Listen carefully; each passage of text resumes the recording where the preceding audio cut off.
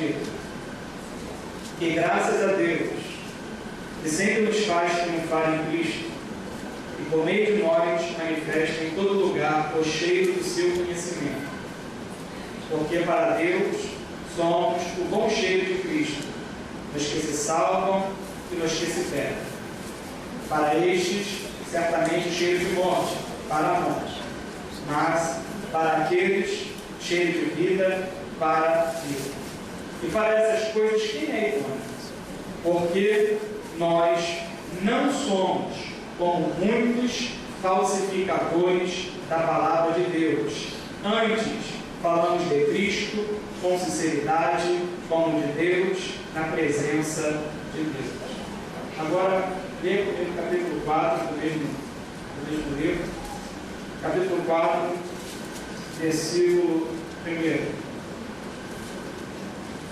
Pelo que, tendo este ministério, segundo a misericórdia que nos foi feita, não desfalecemos.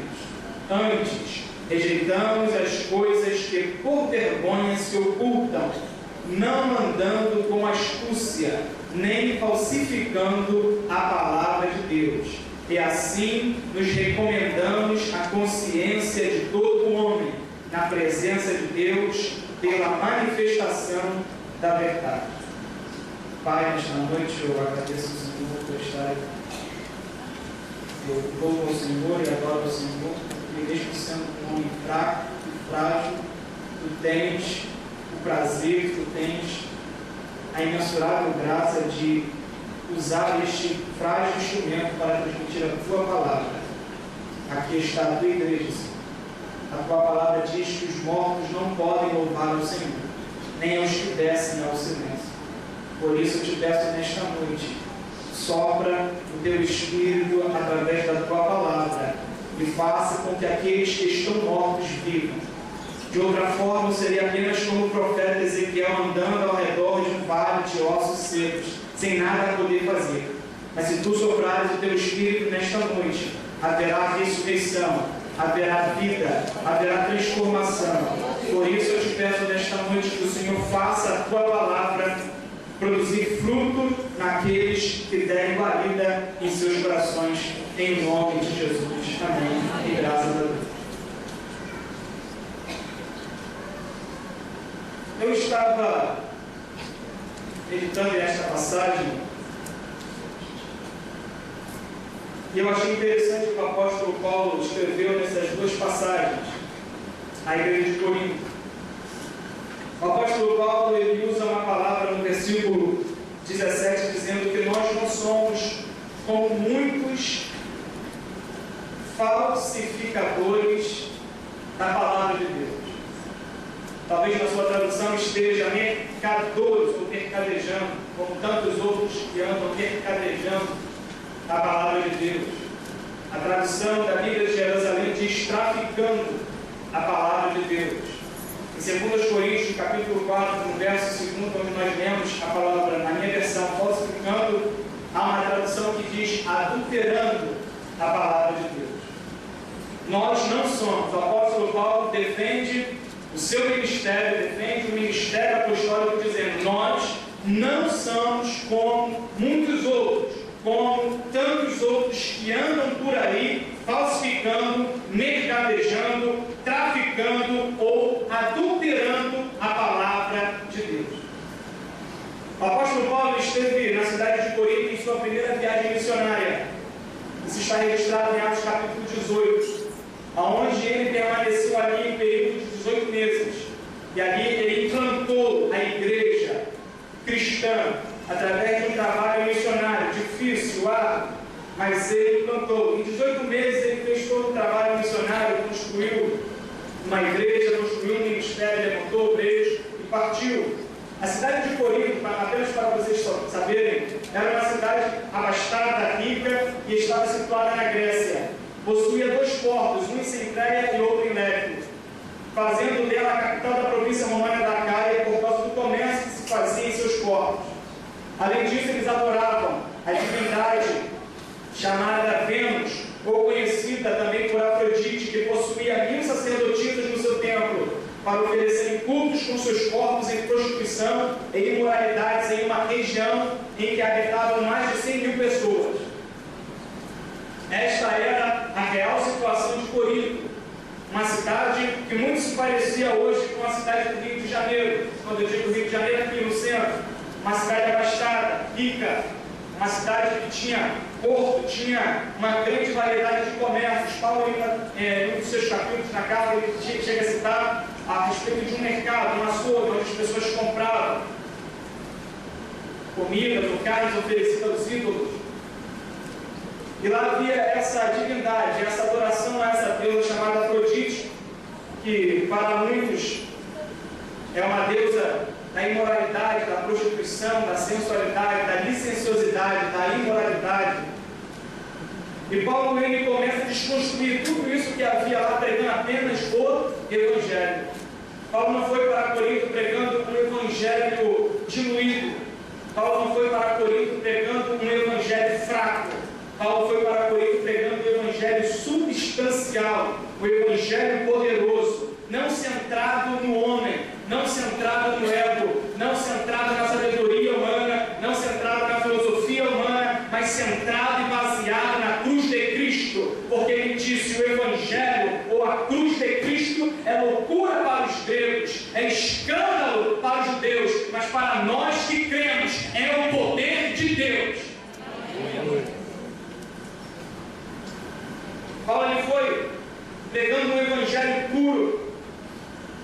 E essa passagem ela muito se atualiza, ela muito se contextualiza com os nossos dias hoje. O texto em voga não se trata apenas de casos isolados de programação errada, porém são tantos outros que desfiguram radicalmente a programação do Evangelho, que Paulo ficou completamente absurdado, ele ficou espantado com o que estavam fazendo naquela cidade. De que modo eles faziam isso? Ao mercadejar a palavra de Deus. O termo empregado por Paulo significa especificamente o comércio desonesto que havia naquela cidade. Haviam várias tabernas, bares do nosso tempo naquela cidade, que serviam comida de má qualidade aos seus fregueses, aos homens. E eles também, além de servir comida de má qualidade, diluíam o vinho para obter lucros. Portanto, o termo também traz a acusação da distorção e diluição da mensagem.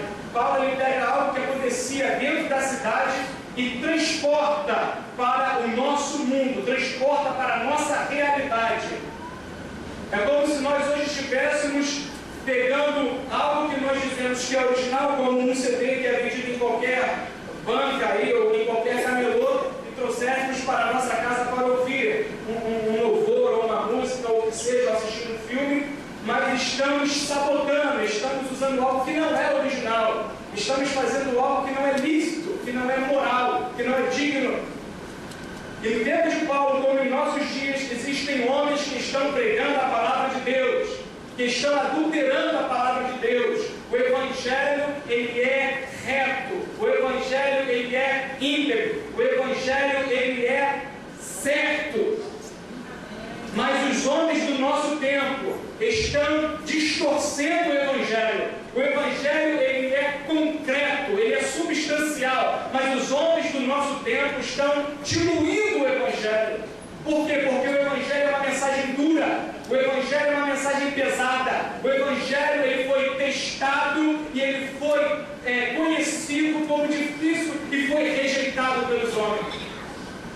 O Evangelho não é fácil. Por que não é fácil? Porque o Evangelho é o Evangelho de cruz, é o Evangelho de muitas vezes de solidão, é o Evangelho de muitas vezes de aflição, é o Evangelho de muitas vezes de vergonha e afronta, mas em todas essas coisas nós somos mais do que vencedores em Cristo Jesus que nos amou. A verdade é que nós vivemos em dias em que não se prega mais o Evangelho. Vivemos dias, literalmente, que os homens estão querendo agradar a Deus e agradar ao mundo.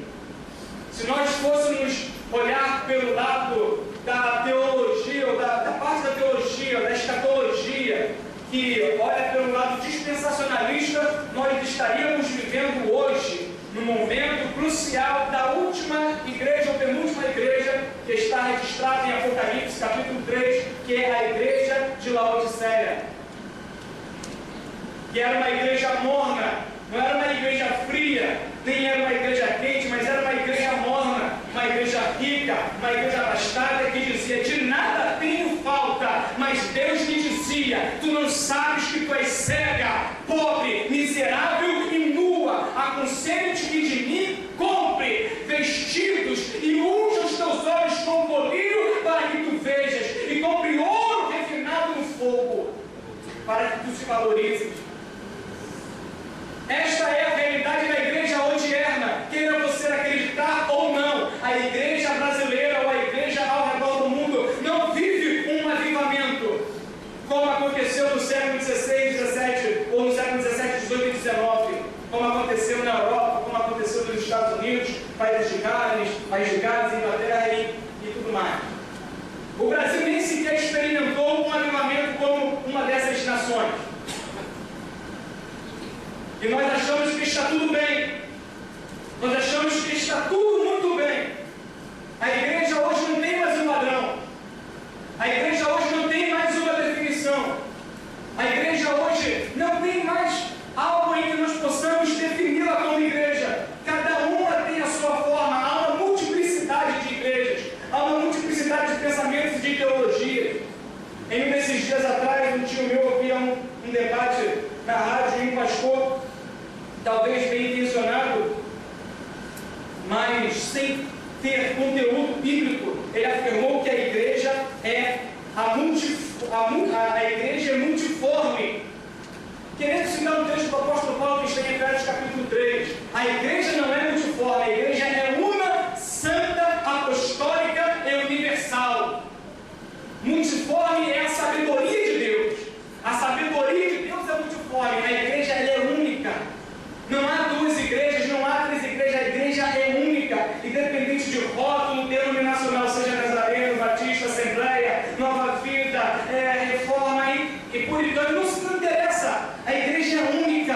Quando nós formos arrebatados, ou quando nós encontrarmos com o Senhor após a morte, na eternidade, nós não teremos em nossas testas o nome de nossa igreja. Nós teremos em nossas testas o nome do nosso Senhor. Paulo ele usa isso que estava acontecendo em Corinto. Os homens estavam distorcendo os alimentos, distorcendo as bebidas. E ele continua dizendo, em Coríntios 4:2, sobre adulterar. O que é adulterar? É mudar aquilo que é original. Como é possível que tantos homens cheguem a um comportamento assim? Se nós temos a Bíblia, se nós temos a revelação das Escrituras, se nós temos a iluminação do nosso entendimento pelo Espírito Santo, como é possível que nós tenhamos homens e mulheres que sobem em uma plataforma, em uma tribuna como essa, e tenham a capacidade de manipular a palavra, não entregar a mensagem, manipular a palavra através da eloquência, através da oratória, através da retórica, e manipular a massa, para que a massa satisfaça os seus próprios egos. E os egos daqueles aqui predicam. Em Filipenses capítulo 3, versículo 17, o apóstolo Paulo,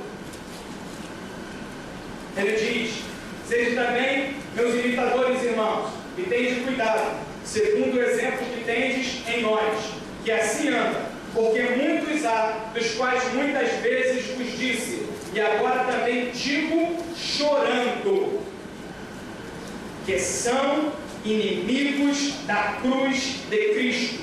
O fim deles é a perdição, o Deus deles é o ventre, e a glória deles é para a confusão deles mesmos, que só pensam nas coisas terrenas. Nós vivemos em um dia em que os homens só estão preocupados em pregar, em predicar, em falar daquilo que é terreno, daquilo que é temporal, daquilo que é palpável, daquilo que é plausível.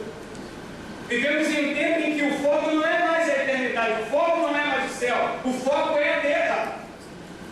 Vivemos em um tempo em que o foco não é mais estar a eternidade adorando e bendizendo e louvando ao Senhor. Não se ouve mais a mensagem de inferno na igreja ao lado de fogo. Não se ouve mais a mensagem de arrebatamento para que a igreja se prepare para esse grande momento. Não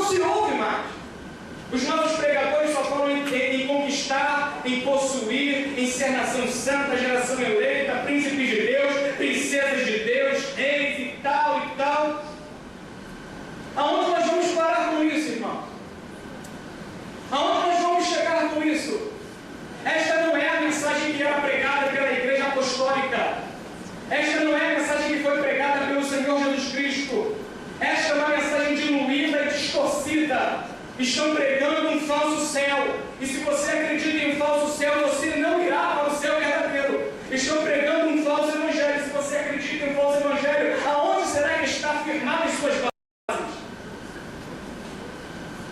Se eu logo acredito em algo que não é verdadeiro, como posso estar fundamentado, firmado?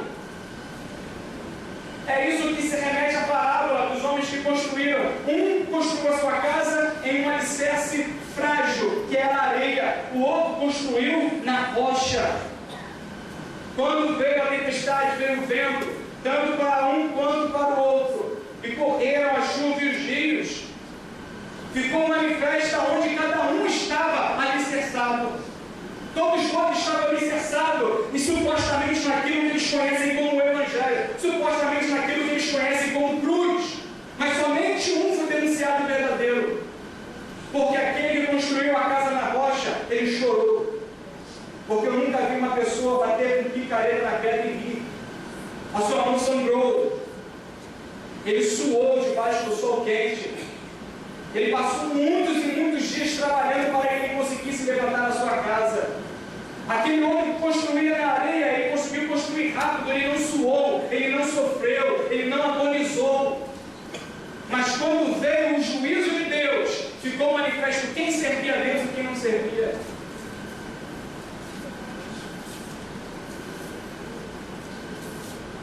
Em Romanos capítulo 16,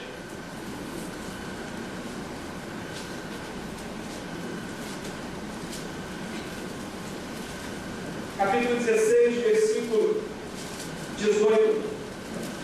Porque os tais não servem a nosso Senhor Jesus Cristo, mas o seu ventre, e com suaves palavras e lisonjas enganam o coração dos simples. Os tais não servem ao nosso Senhor Jesus Cristo. Estavam pregando, vamos contextualizar, estavam nas rádios, estavam na televisão, estavam na internet, estavam pregando, mas não servem ao Senhor Jesus. Usam de lisonjas, palavras agradáveis, suaves, para enganar os simples. Quem são os simples? Os simples são aqueles que não têm conhecimento da palavra de Deus, não se esmeram por estudar e dedicar as suas vidas a escutar os segredos de Deus, os desígnios de Deus. Então se tornam pessoas simples, pessoas incautas. É por isso que tanta gente está sendo enganada em nosso século, irmão. É por isso que tanta gente está para lá e para cá, para lá e para cá, e não para em lugar nenhum. E quando para no mundo.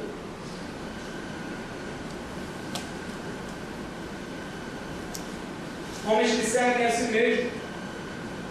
Eu fico tão angustiado, porque algumas vezes nós estamos em alguns locais, algumas igrejas, eu vejo homens fazerem coisas absurdas no púlpito, manipulando, sabe, usando os dons, dizendo que está sendo, sabe, usado pelo Senhor, dizendo que teve revelação, e diz: eu vi aqui nessa igreja 50 águias, e vai emitir 50 envelopes, e diz: essas 50 águias vão vir até aqui à frente e vão ofertar R$1.000 cada uma.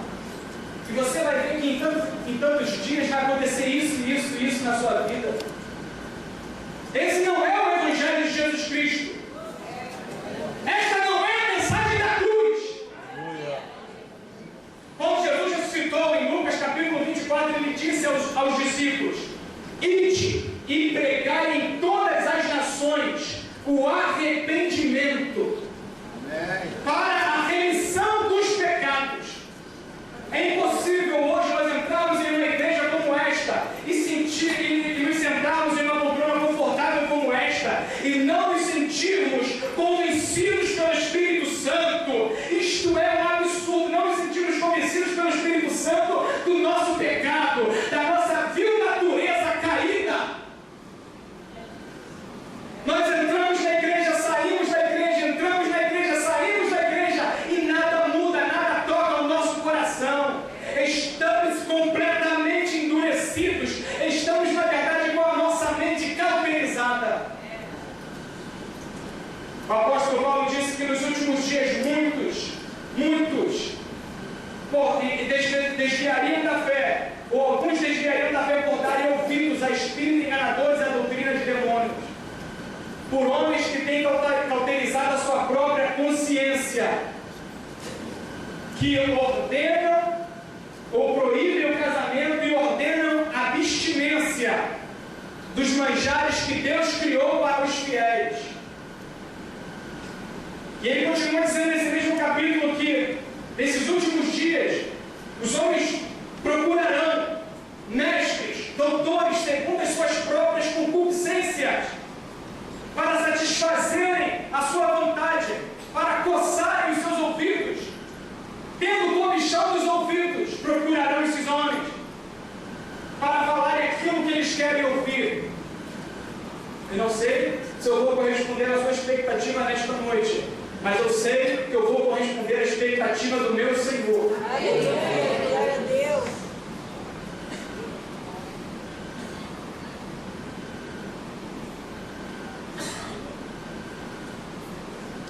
Eles se tornaram inimigos da cruz de Cristo, tentam desviar-se do sofrimento por amor à mensagem. Todo o seu ministério é dominado pelo eu e por suas reivindicações. Já ouviu algo sobre determinar? Determina. Obriga a Deus, coloca Deus na parede. Eu não aceito. Eu não aceito. Isso está completamente contraditado ao que Jesus Cristo nos ensinou na oração dominical, aonde ele diz: seja feita a sua vontade. E nós dizemos agora para Deus: eu não aceito, eu determino. E as pessoas, quando querem formar doutrinas, quando querem conduzir as pessoas ao erro, eles vão logo para o grego, vão logo para o hebraico. Não, porque no grego está escrito assim. Mas não foi traduzido para o português? É porque no grego o pedir não é pedir, é exigir. Sabe o que a Bíblia nos chama? De carro, entre outros carros de barro. E Deus é o oleiro. Quem pode dizer ao Senhor o que fazes? Quem pode retrucar contra o Todo-Poderoso? Quem pode se levantar nesta humanidade e dizer: o que o Senhor está fazendo? Estamos perdendo a noção, estamos perdendo o respeito com Deus e com a sua palavra. Porque estamos sendo ensinados a exigir de Deus.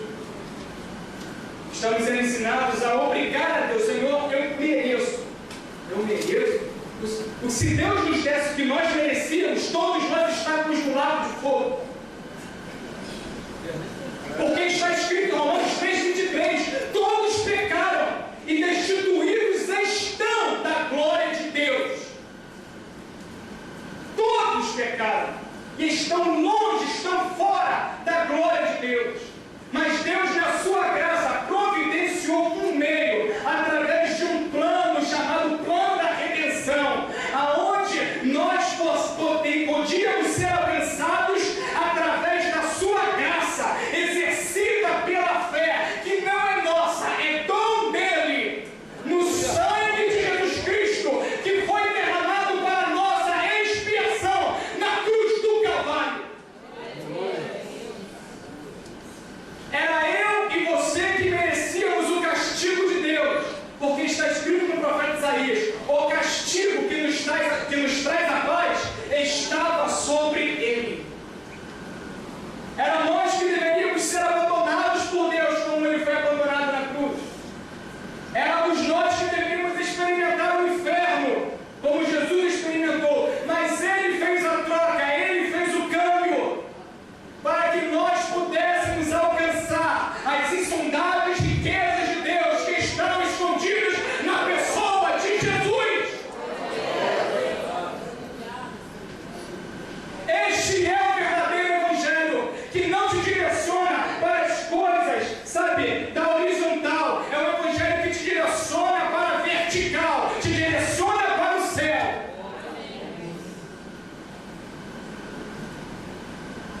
Para Paulo é revoltante e terrível que essas pessoas subordinem a palavra de Deus, a mensagem que decide sobre morte eterna e vida eterna, a seus interesses egoístas.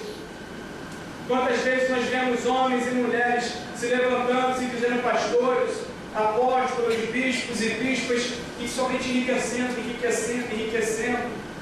Homens possuindo fortunas, milhões e milhões de reais, sendo pastor. É uma fonte de lucro muito boa, é uma fonte de ganho muito boa. É por isso que hoje o ministério pastoral não é mais respeitado nas ruas, pelos homens, devido aos escândalos que sobrevieram, principalmente na última década. Porque viram que o ministério é uma fonte de ganho, quando eles usam o ministério, usam o púlpito para ludibriar a massa. E é muito fácil, porque a massa, ela quer o quê? Ela quer ser abraçada, quer ser afagada, quer ter o seu ego satisfeito, as suas necessidades satisfeitas.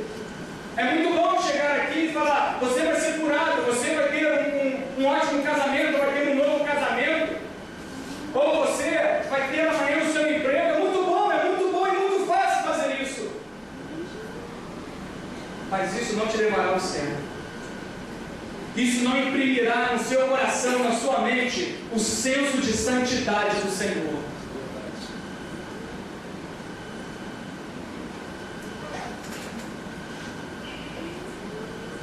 O taberneiro que, por causa de seu lucro, deturpa os alimentos exteriores, enganando seus fregueses, já merece repúdio. Quanto mais se deve ter a mesma atitude para com pessoas que mascateiam com a palavra de Deus, enganando seus ouvintes em relação à vida eterna. Não surpreende que em 2 Coríntios, capítulo 11,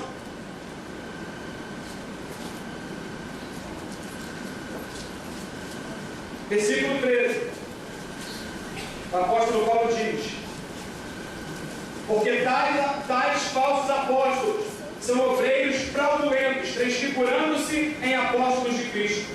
E não é maravilha, porque o próprio Satanás se transfigura em anjo de luz. Não é muito, pois que os seus ministros se transfigurem em ministros da justiça, o fim dos quais será conforme as suas obras. Já na época do apóstolo Paulo havia homens se intitulando apóstolos de Cristo.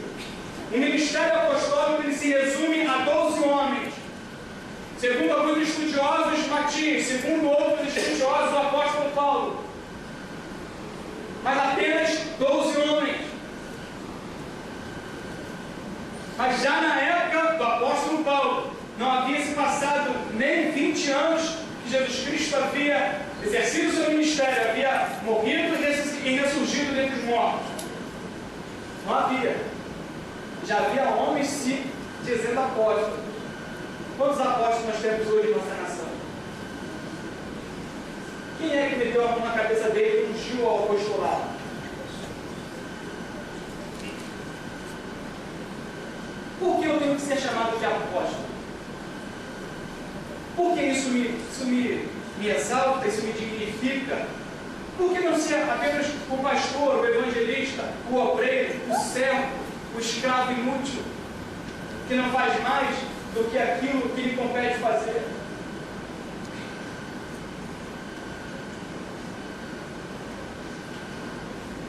Em 2 Coríntios capítulo 13, versículo 1, Paulo diz: é esta a terceira vez que eu vou ter convosco por boca de 2 ou 3 testemunhas. Por boca de 2 ou 3 testemunhas será confirmada toda a palavra. Já anteriormente eu disse, segunda vez eu digo, como quando estava presente, mas agora estando ausente, eu digo aos que antes pecaram e a todos os mais que se outra vez for, não os perdoarei, visto que buscais uma prova de Cristo que fala em mim, o qual não é fraco para convosco, antes é poderoso entre vós.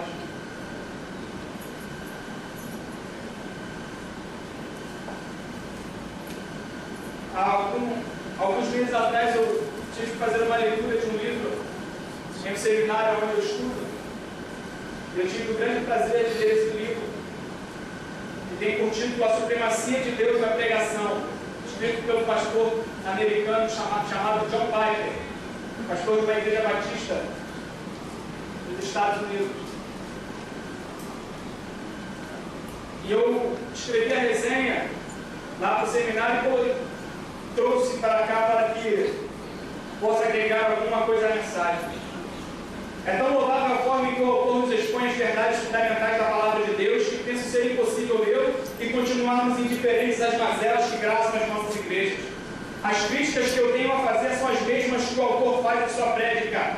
Pregadores que não prezam por explicar o texto bíblico inspirado pelas veias da exegese e da hermenêutica, trazendo vem pelo amadurecimento em ouvir a pregação expositiva da palavra de Deus. Pregadores que não zelam por uma vida de contínua comunhão e intimidade com Deus através da oração, e com isso se tornam infrutíferos em seus púlpitos por lhes faltar o poder necessário do Espírito Santo. Com uma pobreza teológica reinante em nossos dias e na maioria de nossas igrejas, nós que buscamos a aprovação divina através da exposição e o ensinamento ordenado das Escrituras, vemos a maioria dos cristãos à beira de um precipício moral, religioso, teológico, que nos fazem ficar verdadeiramente preocupados com o que deixaremos como legado para a próxima geração, ou seja, nossos filhos, netos, enfim. Se a igreja que nós estamos congregando hoje, adorando hoje, é uma igreja que não tem mais um padrão, é uma igreja que você não identifica mais quem serve a Deus e quem não serve. Hoje, o que dirá amanhã? Eu que ainda não sou casado, o que dirá amanhã?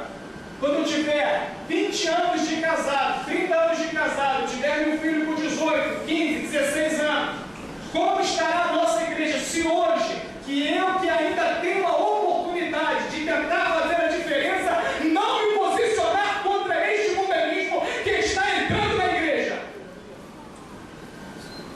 O que será dos seus filhos, dos seus netos, se você hoje não se posicionar contra este mundanismo que está entrando na igreja? Aí nós pensamos, Deus não vai pedir nada de mim, Deus não vai pedir contas de mim, não vai. Não, mas eu sou apenas ministério do campo, eu fico no canto do banco. Na igreja não tem ninguém neutro. Na igreja todos são servos, todos são trabalhadores.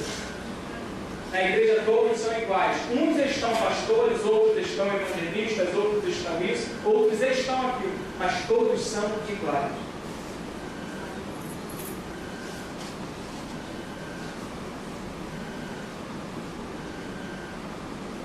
Não há nada hoje que se assemelhe aos reavivamentos do século XVII, XVIII e XIX, porque não há nem pregações e nem pregadores que se assemelhem aos de tais épocas. A maioria de nós hoje tem a oportunidade de fazer a diferença, como fizeram a maioria dos personagens listados no livro em foco. Porém, não fazemos porque amamos mais a glória dos homens do que a glória de Deus. E amar a glória de Deus é completamente o oposto de receber a glória dos homens. Porque amar a glória de Deus é não amar ou agradar a nós mesmos. É a morte para o eu. Enquanto amar a glória dos homens é viver para o eu e morrer para Deus. E tudo a que se resume o livro é colocar o Senhor Deus no seu lugar, que é o primeiro em tudo e em todas as coisas, para que em tudo Ele tenha a primazia e receba por direito absoluto a honra, o louvor e a glória que só pertencem a Ele para sempre. Com certeza não há tantos livros que eu possa recomendar como sendo de vital importância para a nossa meditação, mas este com certeza não pode faltar à mão daquele que se dispõe a pregar o Evangelho com excelência, por se tratar de alguém que tem aprendido a se esvaziar de si mesmo, para encher-se da presença de Deus, tendo buscado ao longo de muitos anos, porque tendo buscado ao longo de muitos anos, naquele dia, não venha se achar reprovado diante da santa majestade de Deus. Foi uma resenha que eu fiz, tentando contextualizar a nossa época, tentando entender o que o pastor estava querendo dizer nas suas linhas, naquilo que ele escreveu nas suas mensagens. Uma vez o Billy Graham disse em uma das suas pregações que ele ouviu um pastor que tinha um amigo que era ator. O ator estava atraindo grandes multidões e o pastor estava pregando aos poucos em sua igreja. O pastor dirigiu-se ao seu amigo, ator, e indagou: por que você atrai grandes multidões e eu não tenho quem me venha ouvir? Então, o ator respondeu: suas palavras são pura ficção. Perdão, ele disse: suas palavras são pura ficção e as minhas são a verdade imutável. A resposta do ator foi muito simples: eu apresento a minha ficção como se fosse verdade. Você apresenta a sua verdade como se fosse ficção. O que nós somos de fato, irmãos? verdadeiros pregadores, verdadeiros evangelistas, verdadeiros missionários, ou nós somos impostores? Ou nós estamos aqui apenas para fazer um número, para fazer uma peça, para entreter as pessoas? A igreja não é um clube aonde você se reúne semanalmente para encontrar pessoas, trocar relacionamentos por afinidade. A igreja não é uma academia de dança onde você vem e mexe o seu corpo e balança e dança e se sente um pouco mais alegre por causa do ritmo dos louvores. A igreja não é nada disso. A igreja é a coluna e esteio da verdade. A igreja é a noiva do Cordeiro que foi comprada por um valoroso preço e preço de sangue.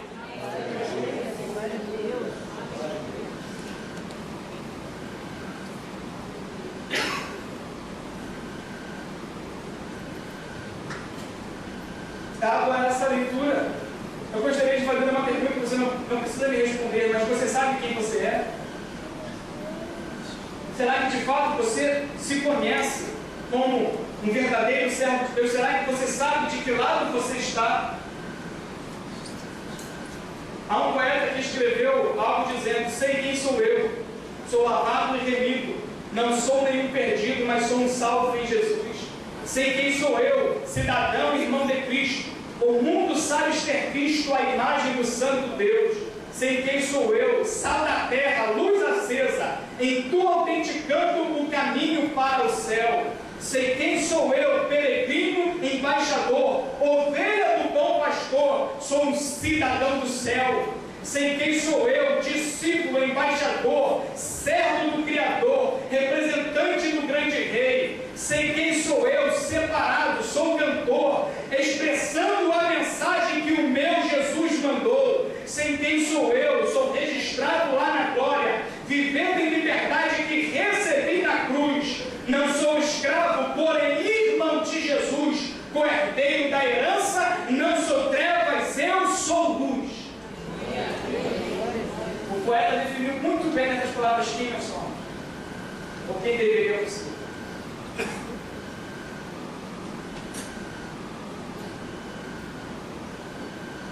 Tu queres ser um verdadeiro missionário? Tu queres ser um verdadeiro cristão, um autêntico cristão? Tu queres ser conhecido pelas marcas de Cristo? Pelo que nós queremos ser conhecidos?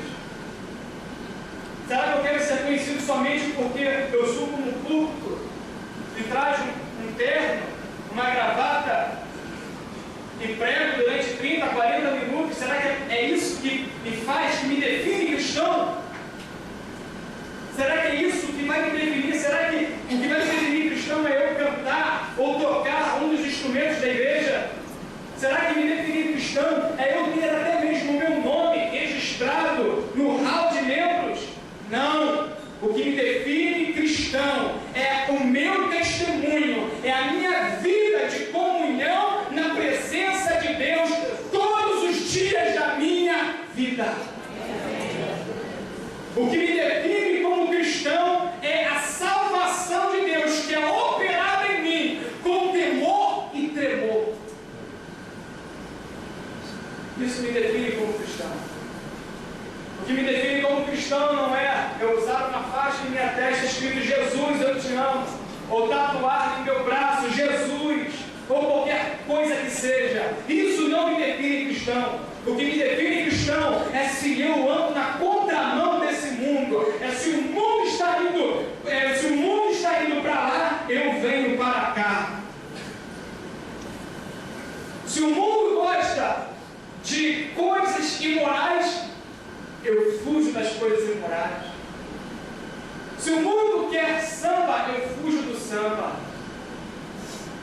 Hoje, por exemplo, nós temos uma variedade de ritmos muito grande na igreja. Há pelo menos 20 ou 25 anos atrás, nós poderíamos dizer que nós tínhamos talvez de 3 a 5 tipos de ritmos que era entoado ou cantado dentro da igreja. Conhecido mais como a música sacra, que dependendo do local, né, chamados coríntios, que eram os hinos domiciliares, congregacionais, e a música sacra, que vem através dos hinários, da harpa, dependendo da igreja. Hoje nós temos dezenas de ritmos. Hoje nós temos o funk para Jesus. Hoje nós temos hip hop para Jesus. Hoje nós temos pagode, né, para Jesus. Hoje nós temos o reggae para Jesus. Hoje nós temos samba para Jesus. Sabe? Aí nós começamos a analisar. A tentar entender essa inovação. E a inovação, ela vem com o intuito de agregar mais valor, de agregar as pessoas. E de fato agrega. De fato traz mais jovens para a igreja. E quem é que não quer sambar para Jesus? Quem é que não quer dançar um funk para Jesus? Sabe, quem é que não quer? O cara era funkeiro no mundo.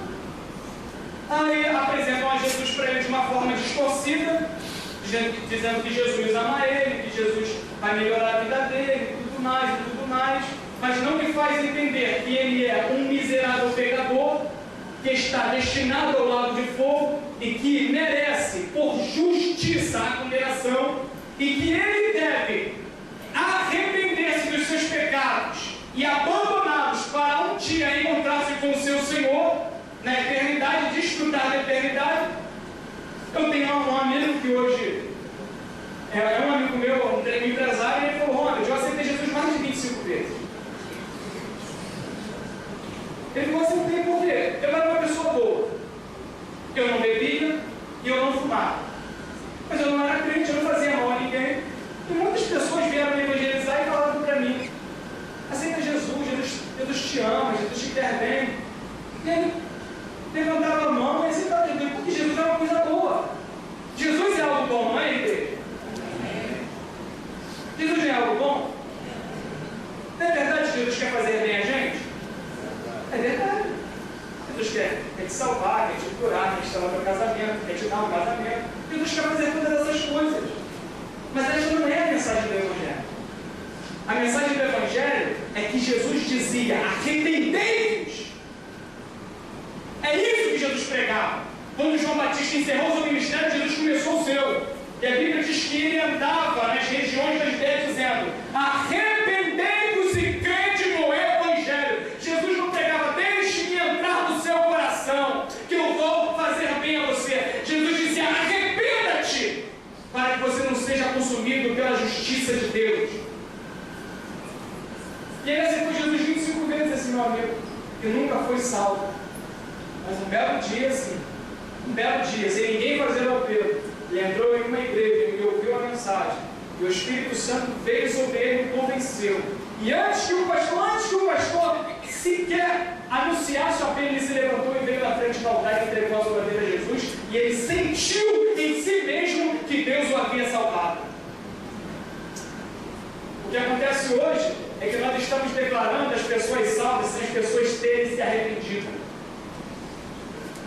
Declaramos as pessoas salvas sem as pessoas sequer terem chorado angustiosamente na presença de Deus.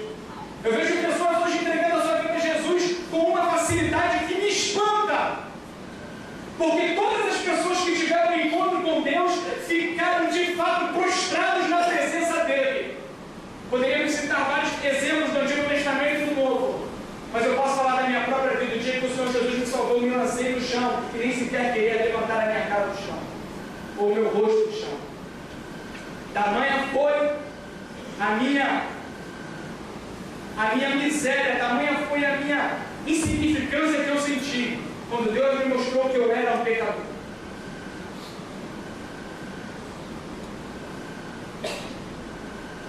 Este é o Evangelho. Este é o Evangelho que não tem sido anunciado com clareza. É o Evangelho substancial, é o Evangelho que faz você pensar, isso mesmo, faz você ficar em silêncio e pensar: será que eu sou de fato um cristão? Será que a obra que Ele começou na minha vida, Ele continua aperfeiçoando? salvos porque um dia dizemos, eu te aceito, Jesus. Nós somos salvos porque um dia nós dizemos, eu te recebo, Jesus. E continuamos vivendo todos os dias da nossa vida debaixo de sua mão, debaixo da obediência, carregando a cruz e negando a si mesmo.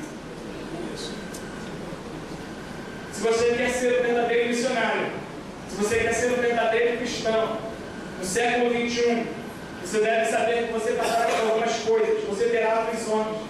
Em 2 Coríntios capítulo 1, versículo 3: bendito seja o Deus e Pai de nosso Senhor Jesus Cristo, o Pai das misericórdias e o Deus de toda a consolação, que nos consola em toda a nossa tribulação, para que também possamos consolar os que estiverem em alguma tribulação, com a consolação que nós mesmos somos consolados. Grande texto, parece confuso, mas eu vou parafrasear. É mais ou menos assim: eu estou passando uma prova, eu estou desempregado, e o Senhor Deus vem e me consola. E então eu, com esta consolação que Ele me consola, consolo outra pessoa que está desempregada. E eu bato no ombro dele e digo: acalma-te, irmão, espera no Senhor, Deus vai abrir a porta. E quando eu mesmo estou desempregado, é isso que Paulo está dizendo. A Bíblia não nos isenta de passar por tribulações e aflições. Em segundo lugar, você deverá se alegrar nas aflições e tribulações. Não basta somente passar, que você pode passar murmurando, como o povo de Israel passou. Você pode passar e reclamar com Deus, e reclamar a Deus de uma maneira descabida. Dizer: que isso, Senhor, eu estou passando isso, eu te aceitei para quem então? Mas a Bíblia diz que nós devemos nos alegrar. Mateus capítulo 5, versículo 10.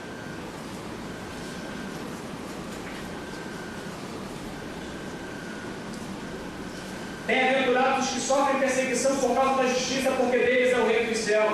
Bem-aventurados sois vós quando vos injuriarem e perseguirem, e mentindo disserem todo mal contra vós por minha causa. Exultai e alegrai-vos, porque é grande o vosso galardão nos céus. É nos céus que está o teu galardão. Aonde está o seu coração, aí também estará o seu tesouro.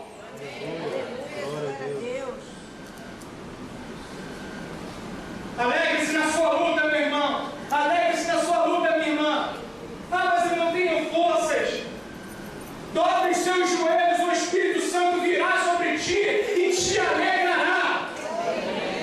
Quando Maria foi visitada pelo anjo Gabriel, e o anjo Gabriel entregou a mensagem que ela geraria o Senhor Jesus, ela disse: como se dará isto? Ele disse: descerá sobre ti o Espírito Santo, e a virtude do Altíssimo te envolverá. Sabe por quê ele disse isso para Maria?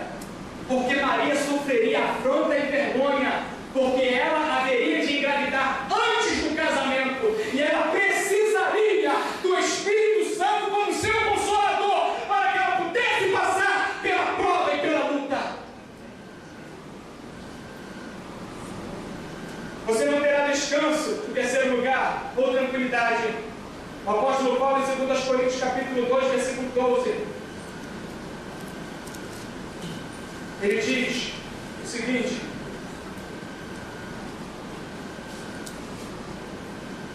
ora, quando cheguei a Troade para pregar o Evangelho de Cristo, e abrindo-se-me uma porta no Senhor, não tive descanso no meu espírito.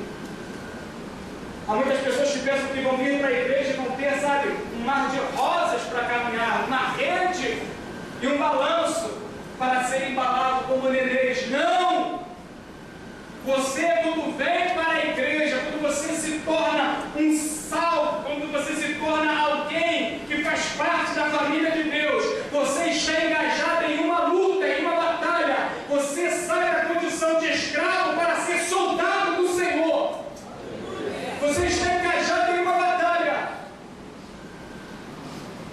Jesus Cristo disse: as raposas têm seus covis, e as aves do céu têm seus ninhos, mas o Filho do Homem não tem de reclinar a sua cabeça. Jesus não tinha descanso.